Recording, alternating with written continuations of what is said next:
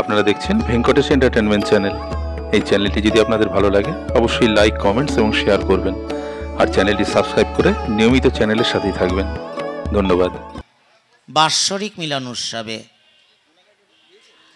বেহালা শাখা সংঘ 55 বছর, 1-2 করে 55 বছর পৌঁছে গেছে। অতএব একদমই ছোট না, এবং এই শাখার সঙ্গে গুরুদেবের অন্তরঙ্গ লোকরা অনেকেই ছিল। যাই হোক, গুরুদেবের একটি বাণী মনে পড়ে গেল, আমি অসময় কিছু দিই না, আমি অসময় কিছু নিই না। অসময় কিছু দিই না, অসময় কিছু নিই না। সময় মতো। জানি না, শুনছিলাম এখানে গীতি আলোক্য ভালোই লাগছিল, বেশ প্রাঞ্জল ভাষায় বলছিল, অন্য কোনো বাজনা নাই, খোল করতাল হারমোনিয়াম দিয়ে ভালোই লাগছিল। তো যে দিদি সন্তোষপুর থেকে এসছেন, গান গাইছিলেন, লাস্ট গানটা, সে দিদি কোথায় আমি জানি না, সে যদি থাকে খুব ভালোই হয়, কারণ কর্তৃপক্ষেরও একটু দোষও আছে। তাদের এই গীতি আলোক্যটা দেওয়ার আগে অন্তত টাইমটাকে বুঝে তারা সেইভাবে দিতে পারত। এখানে অনেক গান বাজনা হচ্ছিল, কিন্তু দিদি এমন একটি কথা বলে গেল, আমার প্রাণে খুব যন্ত্রণা হচ্ছিল। কারণ গুরুদেব বললেন, আমি অসময় কিছু নিই না, আমি অসময় কিছু দিই না।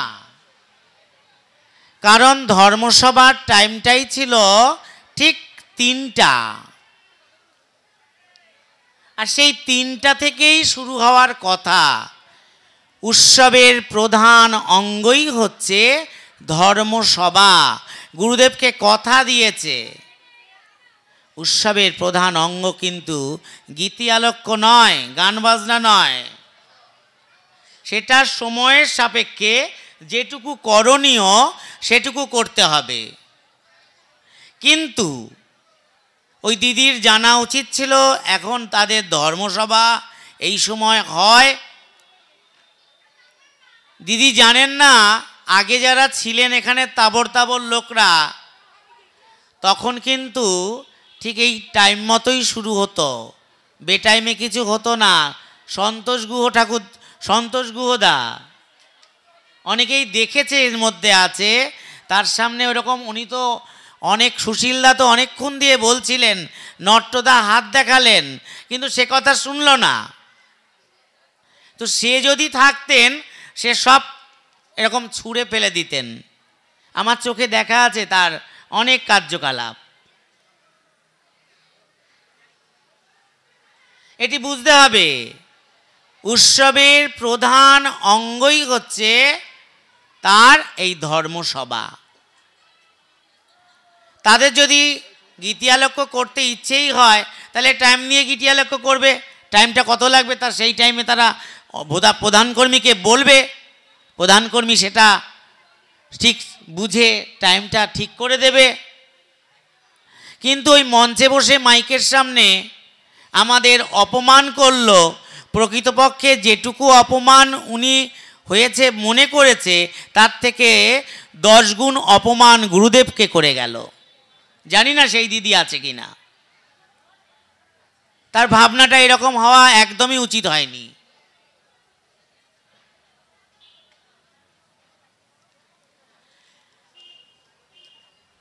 একদমই উচিত হয়নি। যাই হোক, আমরা ধর্মসভায় আসি। বলছিলেন সুশীলদা মাতৃসঙ্গ ভাতৃসঙ্গের কথা, তার নিয়ম কানুনের কথা, সাধন ভজনের কথা, বলছিল অনেক কিছু শুনছিলাম, ঠিক পরিষ্কার পরিচ্ছন্ন করে বলতে পারেনি, খাবলাইয়া খাবলাইয়া বলছেন। বুঝতে হবে যে আমাদের যে মাতৃসঙ্গ ভাতৃসঙ্গ গুরুদেব দিলেন, সেই সাধন ভজনের স্থান সেটি বুঝিয়ে দিলেন। আগে আমাদের চিন্তা করার প্রয়োজন তার আদেশ নির্দেশ কি আছে এই মাতৃসঙ্গ ভাতৃসঙ্গের উপরে। মাতৃসঙ্গ ভাতৃসঙ্গ দিলেন, ওটা কি আনন্দের জায়গা? ওটা কি অট্টহাসির জায়গা? ওটা কি খাওন দাওনের জায়গা? ভাবতে হবে সেটা। আমার তো মনে হয় ওই মাতৃসঙ্গ ভাতৃসঙ্গ আমাদের স্কুল। গুরুদেব বললেন, গুরুদেবকে জিজ্ঞাসা করলেন, গুরুদেবের আগে তার মহাজনের কথা বলি, মহাপ্রভুকে জিজ্ঞাসা করলেন, তোমার কজন শিষ্য? বলে 3.5 জন। গুরুদেবকে জিজ্ঞাসা করেছিল আপনার কজন শিষ্য? গুরুদেব বলছে এখন অবধি আমি 9 জন পেয়েছি। কানে মন্ত্র নিলেই তার শিষ্য হওয়া যায় না। তার শিষ্য হতে গেলে আগে তার আদেশ নির্দেশকে মান্যতা দিতে হবে। ওরকম বেহারার মতো কথা বললে হবে না। আমার কথায় কেউ ব্যথা পেতে পারে, কারণ আমি খুব ব্যথা পেয়েছি। আমার থেকেও ব্যথা বেশি পেয়েছে উনি, যার আরাধনায় আমরা সকলে এখানে এসে বসেছি। মাতৃসঙ্গ ভাতৃসঙ্গ হচ্ছে আমাদের একটি স্কুল। দীক্ষা নিলাম, দীক্ষা নেওয়ার পর স্কুলে পড়াশোনা করতে হবে। মাতৃসঙ্গ ভাতৃসঙ্গ শুধু পূজা পাঠের জায়গা না, মাতৃসঙ্গ ভাতৃসঙ্গ সেবা। আমরা স্কুলে পড়াশোনা করতে এসেছি। তিনি মাতৃসঙ্গ ভাতৃসঙ্গের উপরে উনি কথা বললেন যে তোমরা মাতৃসঙ্গ ভাতৃসঙ্গ পক্ষান্তে বা সপ্তাহে তোমরা করবা।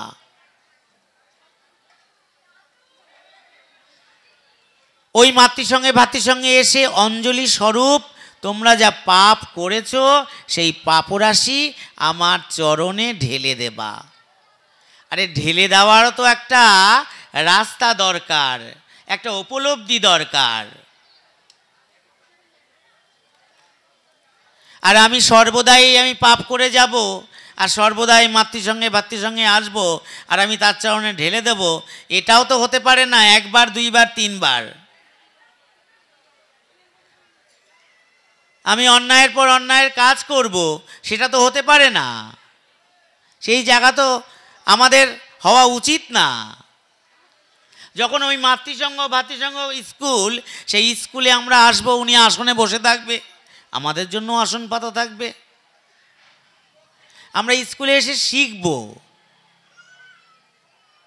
প্রধান কর্মী সঙ্গে থাকবেন, তার সঙ্গে একজন পরিচালক থাকবেন। সঙ্গটি কিভাবে পরিচালনা হয়, মাতৃসঙ্গে ভাতৃসঙ্গে শুধু গান বাজনা নিয়ে মাতৃসঙ্গ ভাতৃসঙ্গ নয়। একটাই গানের কথা বলেছে, তো একটার পর আবার ভাবলেন না আমার মায়েরা দাদারা একটু গান বাজনা ভালোবাসে, মানে একটা নাই দুটো। মঠ আদি সম্বন্ধে আলাপ আলোচনা, বই পুস্তক পাঠ, একটু হরিনাম, তারপর আরতি সমাপ্ত। 3 ঘন্টা। এবং এই বেহালাতে শুনেছি 4 ঘন্টা সঙ্গ হয়। গুরুদেব বেহালাতে 4 ঘন্টা দিয়েছেন, তাই তো নট্টদা? এরা গিয়ে, কারণ এখানে গুরুদেবের অনেক লীলা পার্ষদগণেরা ছিলেন, তার মধ্যে একজনের নাম বলি পতুল দাশগুপ্ত দাদা। সেই দাদা ওনার কাছ থেকে চেয়ে নিয়ে এসেছিলেন 4 ঘন্টা। 4 ঘন্টার মধ্যে কি হবে? এই সব হবে, আর গুরুদেবের বাণী পাঠ হবে, সেই বাণীটাকে চুলচেরা ব্যাখ্যা হবে। আজকে ওই রাম দিদির বাড়ি, রমা দিদির বাড়িতে ভাতৃসঙ্গ কি মাতৃসঙ্গ, সেখানে রমা দিদির বাড়িতে মঙ্গল ঘট যে কালেকশন করে, পরিচালকের সব রকম খবর রাখতে হবে, প্রধানের সব রকম খবর রাখতে হবে। একটা ছোট্ট থালার মধ্যে একটু মঙ্গল ঘটের চাল ছড়িয়ে নিয়ে আসে, ঘরে একটু বসতেও বলে না, যেন ভিখারির যেন এসেছে এরকম ভাব। কেউ রমাদি থাকলে এবার মনে করে না আপনারে বলছি।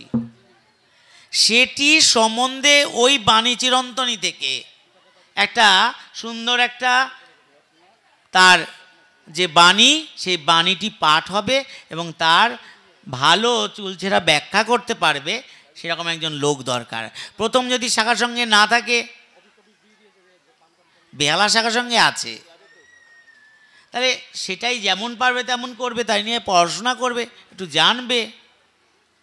তা বললাম যে স্কুলে শিখতে আসি আমরা।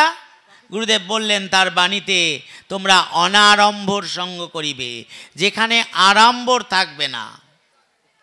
আমার মনে আছে, সেই মনে হয় এখন সুদূর পড়া হতো, সেই পতুলদা যখন এই শাখা সংঘের প্রধান কর্মী ছিলেন, আমি অনেক জায়গায় ভাতৃসঙ্গে আমি এসেছি। মনে হচ্ছে যেন একটা শাখা সংঘের বাৎসরিক উৎসব।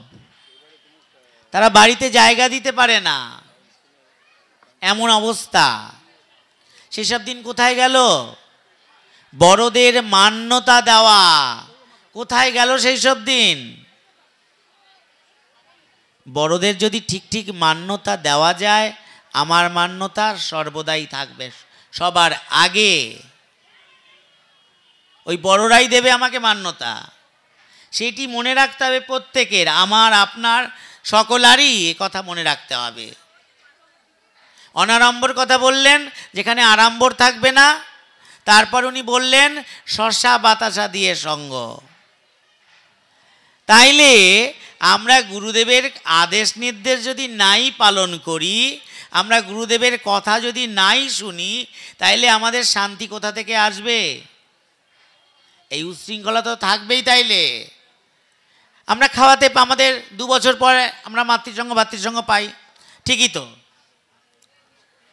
কিন্তু এই 2 বছর পর যে আমরা ভাতৃসঙ্গ পাই, সেটি আমরা শশা বাতাসা দিয়েই করব। আমরা পরে আমরা এর মাঝখানে নাম নেব, এর মাঝখানে গুরু পূজা নেব, আমরা ভালো মন্দ সেতে খাওয়াবো। আমার খাওয়ার ইচ্ছা, আমি তাতে খাওয়াবো, কিন্তু গুরুর কথায় আমি ঠিক ঠিক মান্যতা দেব, একালব্যের মতো। আমরা যদি ঠিক ঠিক মান্যতা দিতে পারি, শুধু আপনারা মান্যতা না, আমরাও, আমরা যে গেরুয়া পড়েছি আমাদেরও, আমরা মাথা কিনে নেইনি, আমাদেরও তার কথায় মান্যতা দিতে হবে। তাই তো গুরুদেব বললেন, আমি অসময় কিছু নিই না, আমি অসময় কিছু দিই না। সময় মতো জিনিসটাকে চালু করতে হবে। তারপর ধর্মসভা, এ তো ভাতৃসঙ্গ নয়, যত অবধি চলে চলবে।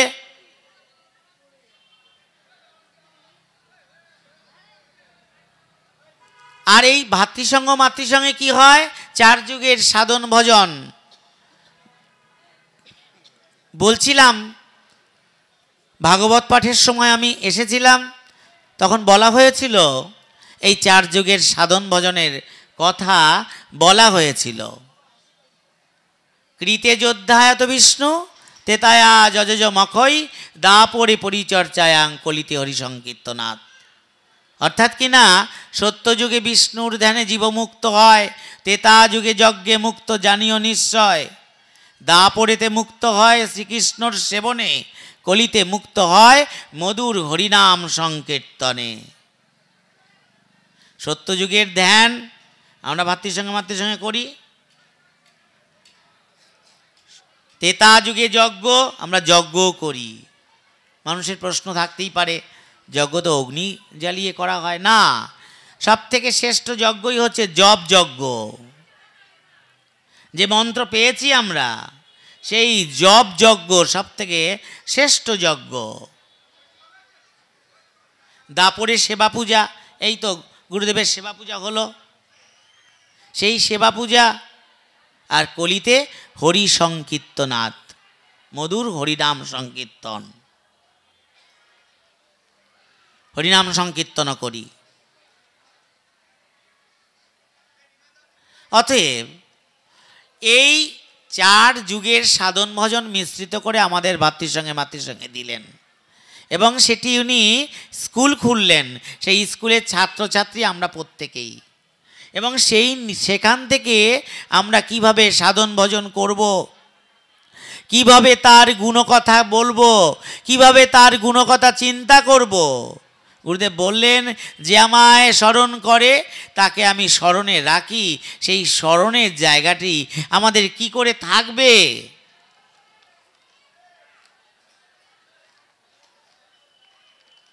এটি দরকার।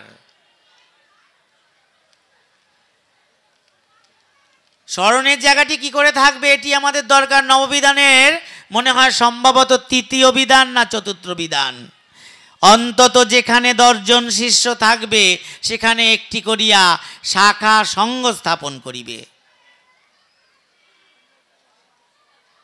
অন্তত 10 জন যেখানে শিষ্য থাকবে। বেহালা তো প্রায় 2000-এর উপর শিষ্য আছে, তাহলে কি 10 জন কইরা শাখা সঙ্গ ভাগ হবে?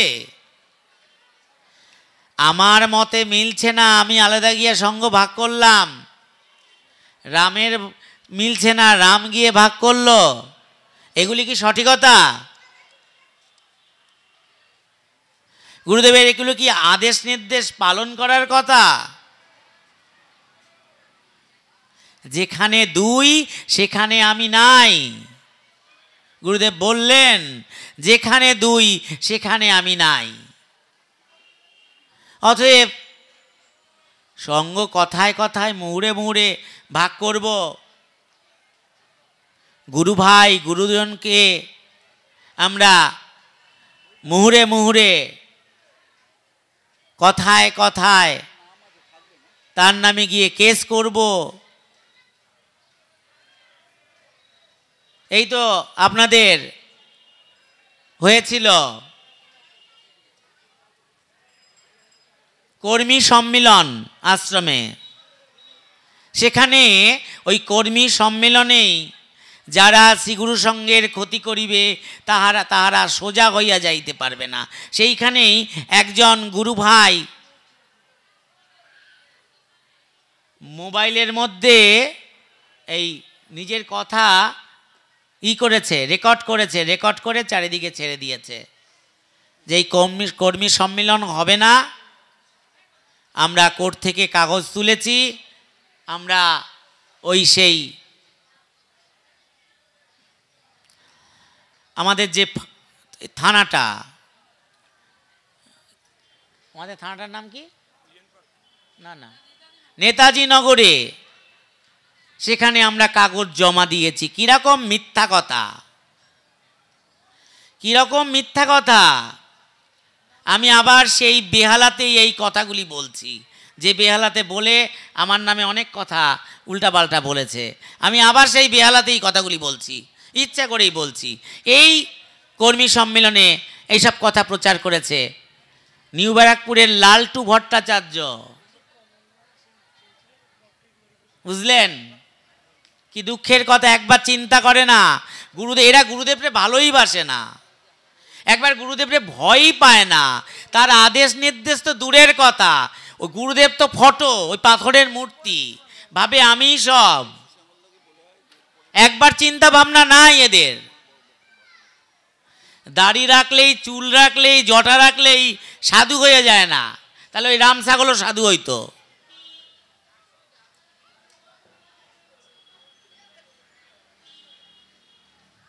নিরামিষ খাইলেই সাধু হয় না। তাহলে আগে ছাগল গরুগুলি সাধু হইতো। এদের এইরকম ব্যবহার, এদের এইরকম তাদের আলোচনা, এইরকম চারিদিকে প্রচার, কি করে সঙ্গটাকে ড্যামেজ করবে সেই চিন্তা ভাবনায় সবসময় মত্ত। ভক্ত সম্মেলন ভক্ত সম্মেলনে কথায় যাব না, তাও একটু ইঙ্গিত দিয়ে যাই। ভক্ত সম্মেলনও একটা গোলযোগ এর মধ্যে সৃষ্টি করেছে। পেরে উঠছে না তো কোনো বিলেই পেরে উঠছে না। তা তোর সঙ্গে না পারি, তোর গুয়ের লেরের সঙ্গে পারি, এরকম অবস্থা আমাদের। তো কি করবেন? আমার কথাগুলি একটু কর্কশ হয়ে যাচ্ছে, আর আমি অনেক ছোট মানুষ, তো আমাকে এখানের লোকরা অনেক ছোটই দেখেছে, কিন্তু এই কথাগুলি বলতে বাধ্য হলাম আপনাদের কাছে। এইরকম অবস্থা তৈরি করছে, কিন্তু কিছুই করতে পারবে না। ওই যে বললেন, যাহার মধ্যে তোমরা অমঙ্গল ভাবো তাহার মধ্যেই মঙ্গল সূচনা রয়েছে। মা বই, চিন্তা কিসের? সর্বমূলেই আমরা আশ্রমকে ধরব। আশ্রম আমার স্থূলদেহ। গুরুদেব বললেন, আশ্রম আমার স্থূলদেহ, তোমরা মূল রাখ্য আশ্রম রে। মূল যদি আশ্রমকে রাখা হয়, জাতার গোড়ায় ডাল ঘুরায় না? দেখবেন জাতার গোড়ায় যে কটা ডাল থাকে সে কটা কিন্তু গোটাই থাকে, চারিপাশে যেগুলি ছড়িয়ে ছিটিয়ে যায় সেগুলি চূরমাচূর হয়ে ভেঙে চুরে যায়। ততএব আমরা যেন খুঁটি ধরে থাকি। আমার কথা এখানে শেষ করলাম। আমি এখান থেকে বেলঘরিয়া যাব। ওং পূর্ণমদ পূর্ণমিদং পূর্ণাৎ পূর্ণমুদচ্যতে পূর্ণস্য পূর্ণমাদায় পূর্ণমেবাবশিষ্যতে। ওং শান্তি, ওং শান্তি, ওং শান্তি। শ্রী গুরু সঙ্গ কি, শ্রী গুরু সঙ্গ কি, শ্রী শ্রী গুরু মহারাজ জু কি, শ্রী শ্রী গুরু মহারাজ জু কি। শ্রী গুরু জয়, শ্রী গুরু জয়, শ্রী গুরু জয়। উৎসবে আমরা সমবেত হয়েছি ঠাকুরের আশীর্বাদ ধন্য হতে। ঠাকুর বলছেন, কর্ম করো, কর্মের মধ্যেই ধর্ম নিহিত। তা আমরা কি কর্ম করছি গুরুদেবের জন্য? কি ভাবছি গুরুদেবের জন্য? তার প্রীতির জন্য আমরা কি সেবা করছি? প্রতিনিয়ত মন্ত্রস্বরূপ এই কথা ভাবতে হবে। কোন কথা? সত্য সেবানীতি ধর্ম, জীবনের চারি কর্ম। সত্যভাবে চলতে হলে, সত্যভাবে চলতে পারলে, সৎকর্ম করতে পারলে, সৎভাবে অর্থ উপার্জন করতে পারলে সেবা হয়। আর সেবা যদি করতে পারি, সত্যের মাধ্যম দিয়ে সেবা দ্বারা ধর্ম, আর ধর্মের দ্বারাই আমার সম্পূর্ণ নীতিকে মেনে চলা হবে। কিন্তু আমরা কি করছি? ছোটবেলা একটা কথাই শুনলাম, আইলাম আর গেলাম, পাইলাম আর খাইলাম ভবে, দেখলাম শুনলাম কিছুই বুঝলাম না। আইলাম আর গেলাম, পাইলাম আর খাইলাম ভবে, দেখলাম শুনলাম কিছুই বুঝলাম না। ধর্মের মন নেই। ধর্ম করতে গেলে যে কঠিন সময়টাকে ব্যয় করতে হয়, সেই ধৈর্য আমাদের ভেতরে নেই। গুরুকর্ম করতে গেলে যে সময়টা ত্যাগ করতে হয়, সংসারের পরিক্রমা ত্যাগ করতে হয়, সেই জিনিসটা আমরা পারলাম না। এখন থেকে ঠিক 10 থেকে 12 মিনিট আগে একজন গুরু ভাইয়ের সঙ্গে কথা হলো। কথা হতে হতে আমি একটু বললাম, দাদা একটু তো ফাঁকা আছেন, একটু কাজে হাত লাগান। উঠেই তার জবাবে যা বলল, আমার বাড়ির কাজটা কি আপনি করে দিয়ে আসবেন? সদ্গুরু ভগবানের আশ্রয় পেয়ে এই আমাদের ভাবনা। আজকে গুরু বলছে, আমার জন্য তুমি 1 সেকেন্ড সময় দাও, তার পরিবর্তে আমি তোমাকে 1 ঘন্টা সময় পরিশোধ করব। আমি কারো ঋণ থাকি না। একটা নিঃশ্বাস যদি তুমি আমার জন্য খরচা করো শ্রী গুরু জয় বলার জন্য, আমি 1,00,000 নিঃশ্বাস তোমার জন্য ব্যয় করব। আমি কারো ঋণ থাকি না। 1 মুঠো চাল যখন আমরা শ্রীগুরু সঙ্গের মঙ্গল ঘাটের আগে ওং শ্রীগুরু জয় বলে 1,00,000 মুষ্টির জন্য গুরুদেব হাত বাড়িয়েছেন, নাও তুমি আমার সন্তান। তুমি তো আমার জন্যই, আর আমি তোমাদের জন্য। আমরা ভাবি না, আমরা ভাবি কি যেটা অকর্মণ্য। আর গুরুদেব বলছেন ধর্ম রক্ষতি ধার্মিকং, ধর্মের আশ্রয় যে থাকবে তাকে আমি চিরদিন রক্ষা করব, তার অকাল মৃত্যু থেকে আমি রক্ষা করব। সমস্ত রকম সেবা শান্তিতে আমি তার পিছু থাকব। যে আমাকে স্মরণ করে চলে তার নীতি আমি প্রতিটি পদে পদে, শাখা সঙ্গের আজকে যা সুন্দর ব্যবস্থা, আমরা কর্ম করতে জানি না। ওই একটাই কথা গুরুদেব বলেছেন, কারোর কিছু করতে হবে না, আমার কাজ ভূতে এসে করে দিয়ে যাবে। দেখুন এত বড় যজ্ঞানুষ্ঠান হলো, সেবা কার্য হলো, আজকে 3 দিন ধরে, প্রায় 3 দিন, কোথায় বিন্দুমাত্র তার বিশৃঙ্খলার সৃষ্টি নেই। গুরুদেব রত্নবীতিতে বসে শুধু হাত তুলে আছে, তোমরা আমার সন্তান, তোমরা আনন্দ করো, তোমাদের বেহালা শাখা সংঘের 55তম মিলন উৎসব, তোমরা যত খুশি আনন্দ করো। মাঝখানে একটু অসুবিধা হয়েছিল, হতেই পারে, 5 জন এক জায়গা থাকলে একটু অসুবিধা হতেই পারে, কিন্তু সব কিছু গুরুদেব তথাস্তু তথাস্তু, মা ভই তোমরা এগিয়ে চলো, মা ভই তোমরা এগিয়ে চলো, মা ভই তোমরা এগিয়ে চলো। তথাপি আমরা বুঝতে চেষ্টা করি না, ভাবি না। ব্যক্তি বিশেষে এমন এমন ঘটনা বহুল হয়ে যায়, মুহূর্তের জন্য আমরা বিচলিত হয়ে যাই। পরক্ষণে যখন ভাবি গুরু ভাই, গুরু বোনেরা, পরিজনরা যাই বলেছে সম্পূর্ণ গুরুদেবের উদ্দেশ্য করে, এটা আমার পাওনা ছিল। কেউ যদি আমাকে দুঃখ দেয় এটা আমার ভাগ্যে ছিল, সে তার কর্ম করছে, আমি আমার ধর্ম করব। যদি কেউ আপনাকে দুঃখ দেয়, কেউ আপনাকে ব্যথা দিয়ে কথা বলে, কেউ আপনাকে কটু কথা বলে, তখনই সঙ্গে সঙ্গে ভাববে, হে মহাজন, তুমি ওকে দ্বারা তোমার কর্ম করিয়ে যাও, আর আমাকে শুধু তোমার ধর্ম করে যাও।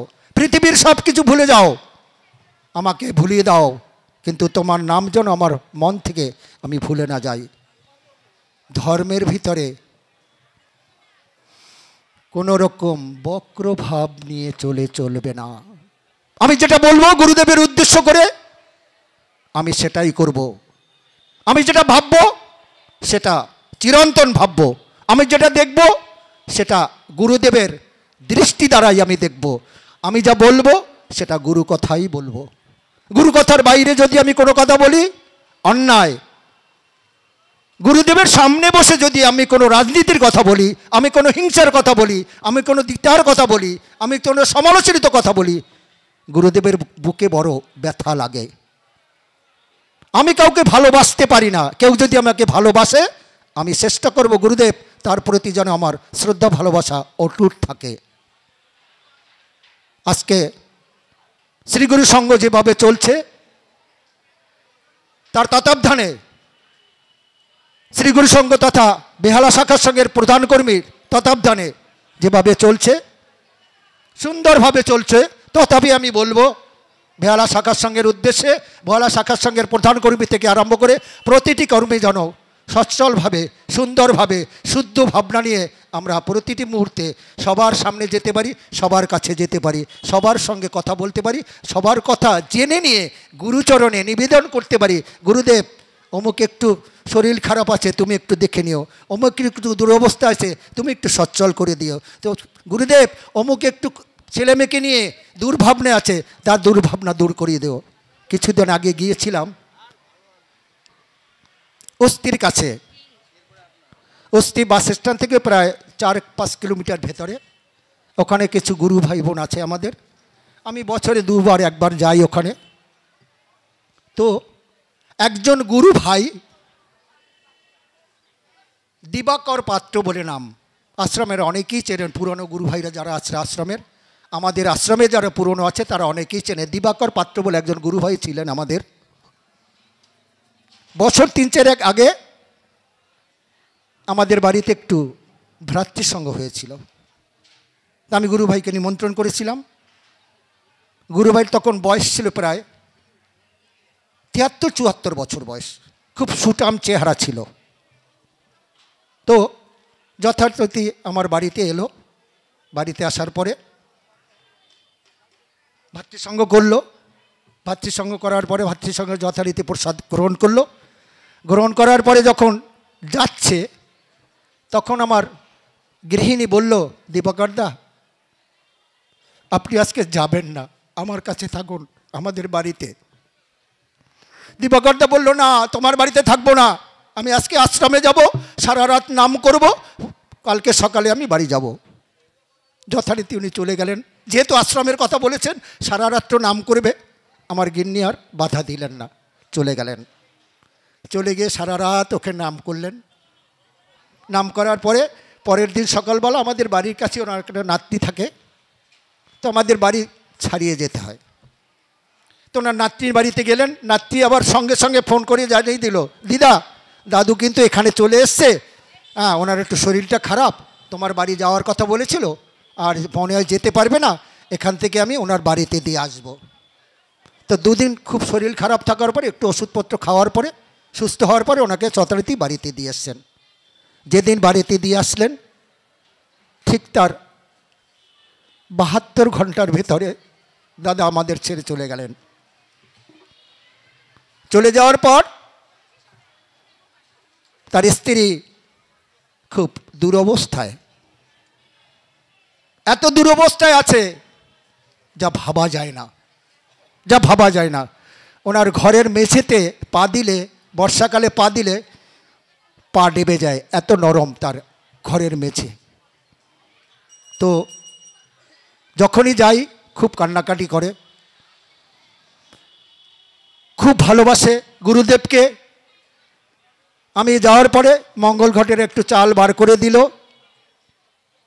বিশ্বাস করবেন না, সারা ঘরে কত জায়গা তন্ন তন্ন করে খুঁজে ওই দিদি 10টা টাকা আমার হাতে বার করে দিল। শ্যামল, নাও, তোমার দাদা থাকলে তো চাইতে হতো না, 10টা টাকা আমি পেয়েছি, দেখো কবে যেন রেখেছিলাম, টাকাটায় জং ধরে গেছে। ও যা দেয় একটু শাক সুদ্ধ চাল ডাল সেই সিদ্ধ করে খাই। আজকে তো আবার একাদশী, একাদশীতে কিছু খাবো না, একটু ফলমূল এটা শশা মশা খাবো। সে 10টা টাকা আমার হাতে দিল, সে কবে রেখেছিল তার কোনো খেয়াল নেই, জং ধরে আছে। আমি আবার বলতে নেই, মঙ্গল ঘটের কালেকশন থেকেই আমি কিছু অর্থ ওনার হাতে দিলাম, দিদি তুমি বাজার থেকে কিছু পয়সা ফল টল এনে খেয়ে নেও। পাশের আর একটা বাড়িতে গেলাম,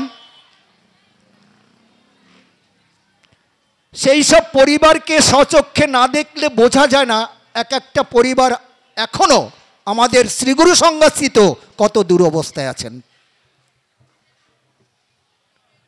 তো আমাকে একটু থালায় করে একটু চাল দিল, 3-4টে সিম দিল, 2টো আলু দিল, আর 6 টাকা না 7 টাকা আমাকে প্রণামী দিল।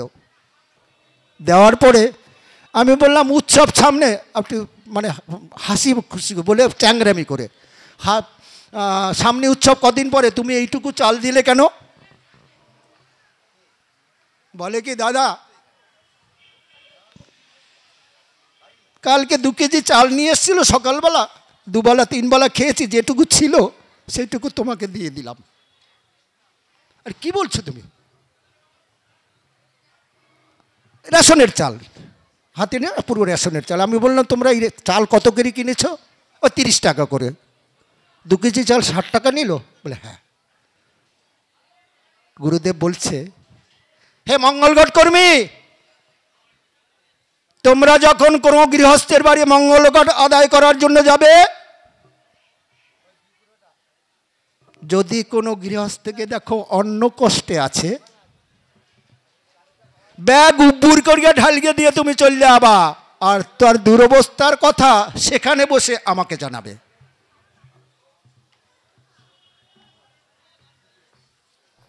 তার সংসারের দুরবস্থার কথা, তার স্বাস্থ্যের দুরবস্থার কথা, তার আর্থিক দুরবস্থার কথা সেখানে বসে আমাকে জানাবে। আমি কি করলাম, গুরুদেবের সেই আজ্ঞাটা চক করে মনে পড়ে গেল। কিছু চাল ব্যাগে ছিল, আমি বলে, ওই ঝুড়িটা নিয়ে আয় তো। ঝুড়িটা আনার পরে আমার মঙ্গল ঘটের ব্যাগে যতটুকু চাল ছিল ওর ঝুড়িতে ঢেলে দিলাম। তো বলছে, দিদি চালটা কি করব? দুপুরবেলা তোমার এই চালটা আমি নিলাম আর গুরুদেবের চাল তোমাকে দিয়ে গেলাম, দুপুরবেলা এটা রান্না করে সব ছেলে মেয়েকে নিয়ে খাওয়াবে। কান্না জুড়ে দিয়েছে, দুটো মেয়ে আর মা, তিনজনে কান্না জুড়ে দিয়েছে। গুরু বাবার চাল আমরা খাবো না, গুরু বাবার চাল আমরা খাবো না, তুমি চাল নিয়ে যাও। আমি বললাম তখন আমি ফোনে কথা বলিয়ে দেবো গুরুদেবের সঙ্গে, তাহলে তো তুমি খাবে। গুরুদেবকে এক্ষুনি ফোন করি, ফোনটা বার করেছি পকেট থেকে, আর গুরুদেবের সঙ্গে কথা বলো। গুরুদেব কোথায়? আমি আশ্রমে, কথা বলিয়ে নাও। বলে না না না না, তাই থাক, গুরুদেব বলেছে তো। হ্যাঁ, ভালোবাসা। একাধিক প্রণাম আমরা পড়েছি, একাধিক প্রমাণ পেয়েছি, যারা দুস্থজন সত্যিকারের ভালোবাসে অথচ কিছু করতে পারে না গুরুদেবের জন্য, তারা এক মুঠো চাল দিলে ভয় পায়। গুরুদেবের দেয়া চাল গুরুদেবকে আমরা দিয়েছি, সেই চাল আমরা খাবো কেন? আমরা না, এটা গুরুদেব তোমার সেবার জন্য, তোমার ঘরের চাল দিয়ে আর একজন দুস্থ লোকের সেবার জন্য, তার ঘরের চাল দিয়ে আর একজন দুস্থ সেবার জন্য। এই তুমি যে চাল দিচ্ছ সম্পূর্ণ সেবার জন্যই। এই চাল দিয়ে তুমি যখন আশ্রমে যাবে তখন সেই চালেরই ভাত তোমাকে খাওয়াবে আশ্রম। তো গুরুদেবের প্রতি লক্ষ্য রাখতে হবে। কি লক্ষ্য? সত্য শিবানতি ধর্ম আর গুরুদেবের প্রদত্ত নববিধান। নববিধান যদি কোনো গৃহস্থ মেনে চলতে পারি আমরা, শিক্ষা দীক্ষা আর কিচ্ছু লাগবে না, শুধু নববিধানকে লক্ষ্য করে চলবো, নববিধানকে মেনে চলবো। নববিধানের প্রতিটি শব্দ এক একটা মহামন্ত্র। প্রথম বিধানে বলেছে শ্রীগুরু সঙ্গ আমার প্রাণ, শ্রীগুরু সঙ্গের জন্য যে প্রাণ দিবে তার জন্য আমি প্রাণ দেব। আমরা কারোর জন্য কোনোদিন বলতে পারি তুই আমার জন্য প্রাণ দে, আমি তোর জন্য প্রাণ দেব? আর গুরুদেব বলছে যত খুশি আমাকে জন্য প্রাণ দেবে, সবার জন্য আমার প্রাণ সব সবার জন্য হাজির। যে আমার শ্রীগুরু সঙ্গকে ভালোবাসিতে পারিবে না, তাহাকে আমি কিভাবে শিষ্য বলিয়া মনে করিতে পারি? তুমি বলো, আমার শ্রীগুরু সঙ্গকে যদি তুমি ভালো না বাসো, তাহলে আমি তোমাকে কিভাবে শিষ্য বলে মনে করতে পারবো? তথাপি কিন্তু গুরুদেব ভালোবাসে। কেন ভালোবাসে? আমরা যে তার সন্তান, তাকে যতই ব্যথা দেই ততই সে ভালোবাসায় আমিত্বটাকে আমার প্রতি ছুড়ে দেয়। তুমি আমাকে যতই নিন্দা করবে, যতই সমালোচনা করবে, যতই মন্দ ভাববে, আমাকে যতই নিঃশ্বাস ছাড়বে, ততই তোমার পেছন ধাওয়া করব। যতক্ষণ পর্যন্ত তুমি তোমার স্মরণে আমি না ঢুকবো, যতক্ষণ স্থায়ীভাবে তুমি আমাকে স্মরণ না করবে, ততক্ষণ পর্যন্ত তোমাকে পিছনে ধাওয়া করবই করব। এটাই আমার গুরুদেব। কেন? তোমাদের সবাইকে যে আমি এক সুতোয় মালা গেঁথে নিয়েছি। আবার বলছেন একটা মালার থেকে যদি একটা ফুল বেরিয়ে যায় দেখতে কুৎসিত হয়, সুতরাং তোমাদের কাউকে আমি মালাহীন করতে দেব না। প্রতিটি শিষ্যকে আমি এক সুতোয় গেঁথে রাখবো। কেন? আমি যে কথা দিয়ে এসছি, হর পার্বতীকে, যে তোমাদের মুক্তি করার জন্য আমি আপ্রাণ যুদ্ধ করে যাব, এটা চিরকালের জন্য সত্য। সুতরাং গুরুদেবকে নিয়ে শুধু সুন্দর ভাববো, কুৎসিত ভাববো না। গুরু ভাইদের নিয়ে সবসময় সুন্দর ভাববো, কখনো কুৎসিত ভাববো না। গুরু ভাইদের নিয়ে শুধু আলোচনা করব, সমালোচনা করব না।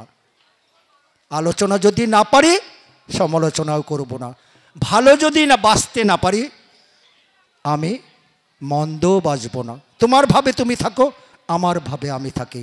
তোমার মনের সঙ্গে আমার মনের মিল নাও হতে পারে, কিন্তু ঠিক আছে, তুমি ভালো। গুরু তোমার ভেতরে আছে, আমার ভিতরে আছে।